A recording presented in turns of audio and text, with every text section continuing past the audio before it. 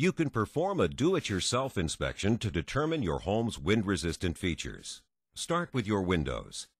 First, inspect your windows or check your records to determine when your windows were installed. If they were built, installed, or permitted prior to March 2002, it is likely that they do not meet the more stringent requirements of the 2001 Florida Building Code. For future window installations, insist that the contractor obtain a building permit for the work and use only windows that are approved in the Florida or Miami-Dade product approval programs. Next, inspect your entry doors to determine their condition. Check the door jambs to detect any splits or loose screws.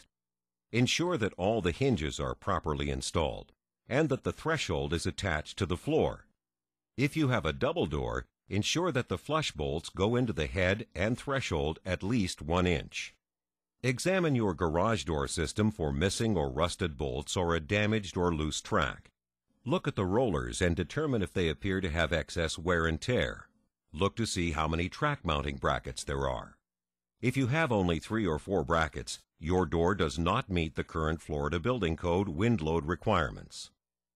Like the windows, if the garage door was installed prior to March of 2002, chances are that it is not a wind-rated or impact-resistant door.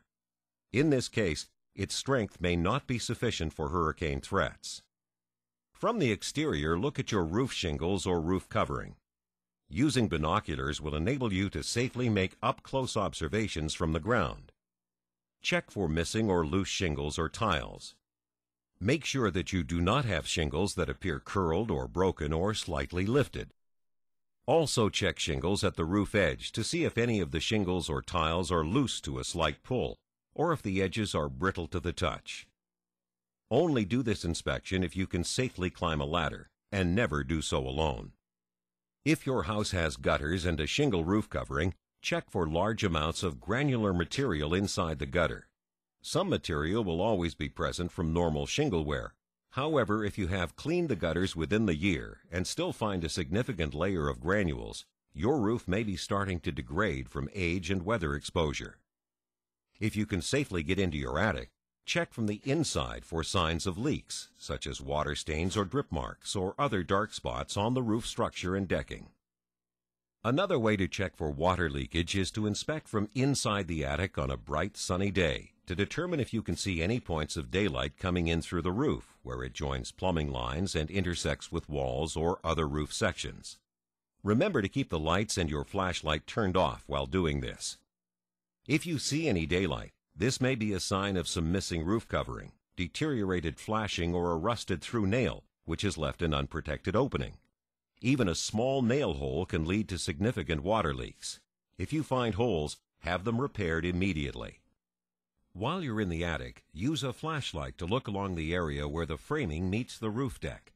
If you see rows of long nails beside the framing, you are most likely seeing shiners, a sign that the nails used to attach your roof deck missed the framing members. Determine if your roof has gable ends or if it is built with a hip shape. Hip roofs are more resistant to high winds than gables, but gables can be properly braced for high winds. If your home has a gable roof, inspect from the attic to determine if the gable end has been reinforced with any 2x4s or other framing boards. Properly placed boards can brace the end of the wall in the attic area by connecting back to roof trusses or framing boards to create horizontal or diagonal support.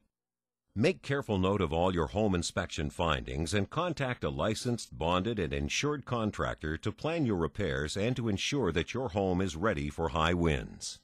For more information about protecting your home from disaster, visit www.flash.org today.